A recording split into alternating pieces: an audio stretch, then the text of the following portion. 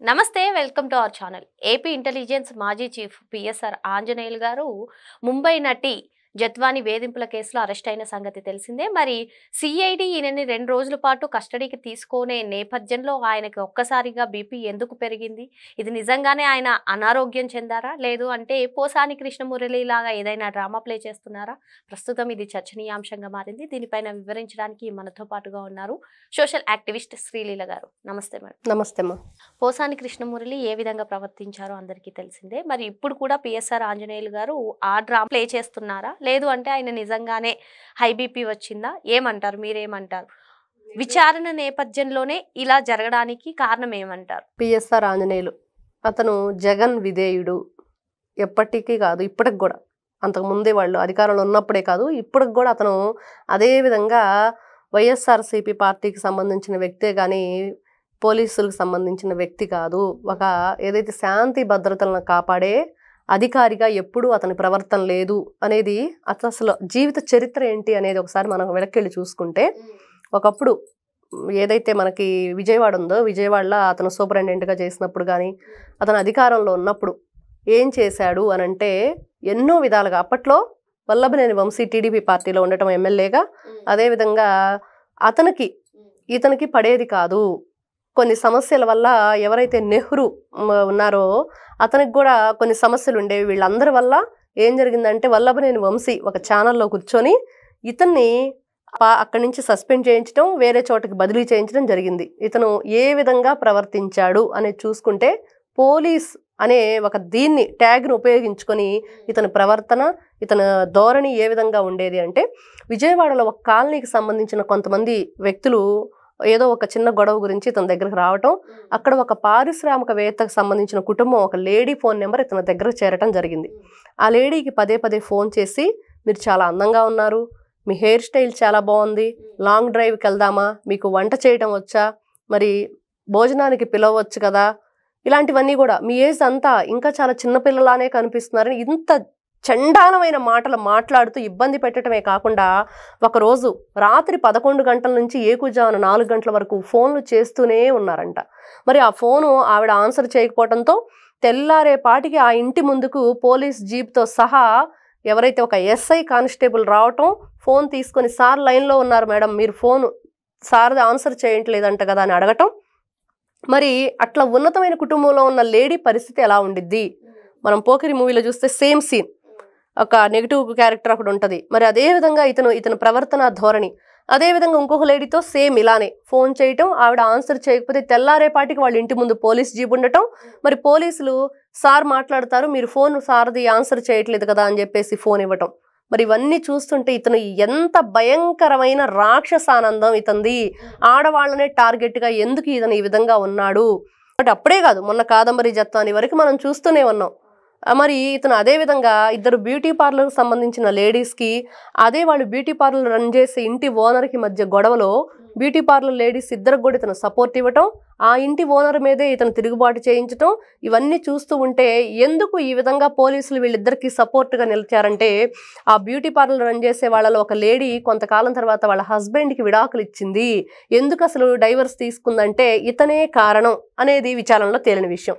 మరి ఇంత భయంకరమైన కథలు ఉన్న పిఎస్ఆర్ ఆంజనేయులు ఈ విధంగానే కాదు, అతను క్రిమినల్ మైండ్ తోటి ఏ విధంగా ఈరోజు చూస్తున్న వైఎస్ఆర్సీపీ పార్టీలో వల్లభనేని వంశీ జైల్లో ఉన్నారు, పోసాని కృష్ణమురళికి ఏ విధంగా సలహాలు సూచనలు తప్పించుకోవడానికి. మనం చూస్తే కేసిరెడ్డి రాజశేఖర్ రెడ్డి అతను విచారణకు హాజరవ్వకుండా ఏ విధంగా ఇతను వాళ్ళని ఇలా తప్పించుకోవచ్చు అనే సలహాలు సూచనలు ఇచ్చాడు. మరి విశాల్ గున్ని, ఇంకా చూసాం కాదంబరి జత్వాని కేసులో చాలామంది కూడా, కాంతిలాల్ టాటా, వీళ్ళందరూ కూడా ఏ విధంగా తప్పించుకోవాలి, ఏ విధంగా వీళ్ళు అక్కడ ఆన్సర్ చేయకుండా ఉండి, అంటే జడ్జి గారి ముందు మౌనంగా వహించే అవకాశం ఉంది, అదొకటి ఉంది మనకి, ఒక విధమైన ఆయుధంగా ఉపయోగించుకోండి అని చెప్పేసి ఏ విధమైన ఆన్సర్ చేయకుండా సైలెంట్గా ఉండిపోవటం దోషిగా ఉన్నవాళ్ళు. మరి ఇట్లాంటివన్నీ కూడా కొన్ని పాయింట్స్ వాళ్ళకి ఇవ్వటం, ఇక్కడ న్యాయంగా ధర్మంగా జరిగే వాటిని ఏవి కూడా జరగనీయకుండా చేయటం. మరి ఒక పోలీసు ఈ విధంగా చేయటమే కాకుండా క్రిమినల్స్ని తప్పించే విధంగా, ఆడవాళ్ళని ఇబ్బంది పెట్టే విధంగా, అన్యాయంగా అక్రమంగా అప్పుడు టీడీపీ గవర్నమెంట్ అప్పుడు ప్రతిపక్ష హోదాలో ఉంది, ప్రతిపక్షంలో.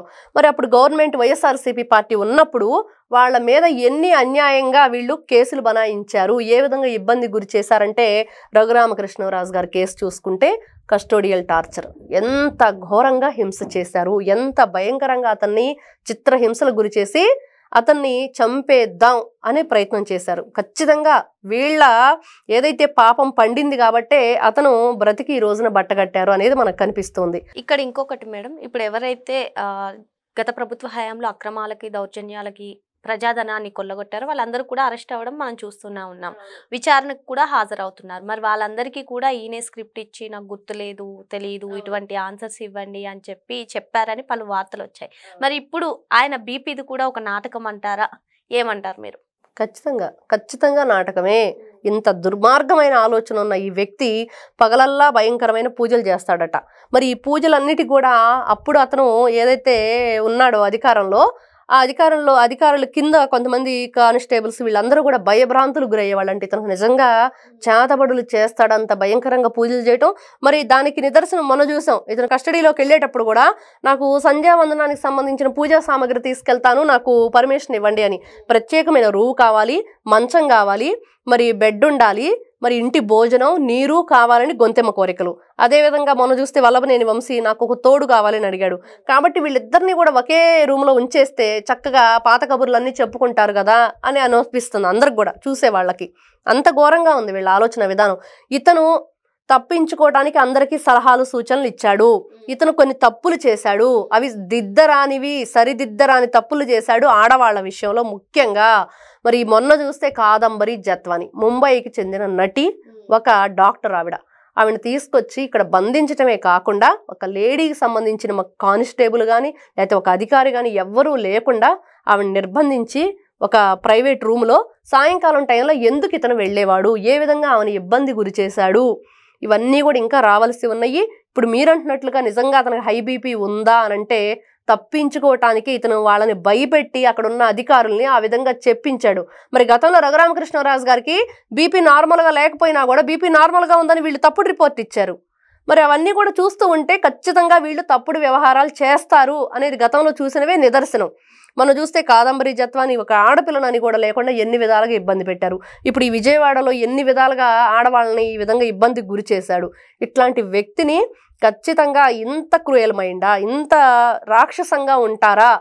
ఒక శాంతి భద్రతలను కాపాడే పోలీస్ డిపార్ట్మెంట్కి చెందిన వ్యక్తి, డీజీపీ స్థాయిలో ఉండవలసిన వ్యక్తి, మరి ఇంత భయంకరమైన నిజాలు మనం వింటూ ఉంటే ఇలాంటి ఆలోచన ఉన్న వ్యక్తి మరి వైఎస్ఆర్సీపీ పార్టీ లాంటి రాక్షసత్వం కలది ఇద్దరు కలిస్తే ఏ విధంగా ఉంది? ఆ రోజు నారా చంద్రబాబు నాయుడు గారిని అక్రమంగా అరెస్ట్ చేసి రాజమండ్రి సెంట్రల్ జైలు తరలించడంలో కీలక పాత్ర వహించిన వ్యక్తి పిఎస్ఆర్ ఆంజనేయులు. మరి అక్కడ కొంతమంది మానవతా దృక్పథంతో రాజమండ్రి సెంట్రల్ జైల్లో నారా చంద్రబాబు నాయుడు గారు కూర్చోవటానికి ఒక కుర్చీ, పుస్తకం చదువుకోవటానికి, అదేవిధంగా భోజనం చేయడానికి ఒక చిన్న టేబుల్, అదేవిధంగా అక్కడ ఇండియన్ కమోడ్ ఉంది, వేరే కమోడ్ లేదు. కాబట్టి దాని మీద కూర్చొని లేవాలంటే ఇబ్బంది కాబట్టి లేవటానికి ఒక రాడ్డు సహకారంతో లేవటానికి ఒక రాడ్డు ఏర్పాటం జరిగింది. ఆ ఏర్పాట్లన్నీ ఎవరు చేశారు, ఎందుకు చేశారని నానా రభస చేసిన వ్యక్తి పిఎస్ఆర్ ఆంజనేయులు. అదేవిధంగా అతనికి ఇంటి భోజనం చేసేటప్పుడు కానీ, తీసుకొచ్చి పెట్టేటప్పుడు కానీ, మరి ఎవరైనా సరే వచ్చి ములాఖతులు మాట్లాడేటప్పుడు కానీ ప్రత్యేకంగా మాట్లాడటానికి వీల్లేదు. అక్కడ జైలు సూపరింటెండెంట్ ఆఫీసుకు సంబంధించి ఒక హాల్లో మాట్లాడుకోవాలి. మాట్లాడుకునేటప్పుడు కెమెరాలు, ప్రతి ఒక్క మాట కూడా వినిపించే విధంగా కెమెరాలు అమర్చి ఇతను చేసిన దాష్టికం అంతా ఇంత కాదు.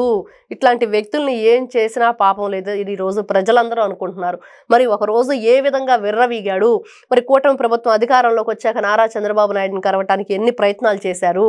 ఎందుకు అంటే వీళ్ళంతా కూడా ఎలా ఉంటారు అంటే గోడ మీద పిల్లుల్లాగా ఉన్నప్పుడు, అధికారంలో ఉన్నప్పుడు ఏ విధంగా దుర్వినియోగం చేసి ఈ రోజున ఎంతమందిని దాదాపుగా ఈ రోజున కూటమి ప్రభుత్వంలో తెలుగుదేశం పార్టీలో ఉన్న అందరి మీద కూడా 100 మంది పైనే కేసులు నమోదయ్యాయి అక్రమంగా, అన్యాయంగా. అవన్నీ ఎవరు చేశారంటే కేర్ ఆఫ్ పిఎస్ఆర్ ఆంజనేయులు అనే పేరే వినిపిస్తుంది. ఇట్లాంటి వ్యక్తిని క్షమించాలా, మరి ఈ రోజున నిజంగా అతన్ని వదిలేయాలా అనంటే ప్రజలందరూ కోరుకుంటున్నారు ఇట్లాంటి రాక్షసుని వదిలిపెట్టద్దు అని. ఇట్లాంటి వాళ్ళని వదిలిపెడితే ఆడవాళ్ళకి రక్షణ ఉండదు. రక్షక భటుడిగా ఉన్న ఈ వ్యక్తి చేసింది ఏంటి గతంలో? ఆడవాళ్ళని ఇంత భయంకరంగానా? సినిమాల్లో చూపిస్తుంటే అది 2.5 అవర్స్లో అయిపోయే సినిమా అనుకున్నాం, కానీ ఇది నిజ జీవితంలో జరిగింది, ఒక చీకటి గాథ ఇవన్నీ కూడా ఆడపిల్లలకి. మరి ఇట్లాంటి వ్యక్తిని ఖచ్చితంగా వదిలిపెట్టే ప్రసక్తి లేదు, కఠిన చర్యలు తీసుకోవాలని కోరుకుంటున్నారు. మరి ఇంత దౌర్జన్యంగా అక్రమాలకు పాల్పడిన పిఎస్ఆర్ ఆంజనేయులను ఊరికే వదలకూడదు, కఠిన శిక్షలు అమలు చేయాలని చెప్పి మేడం డిమాండ్ చేస్తున్నారు. Thank you. నమస్తే.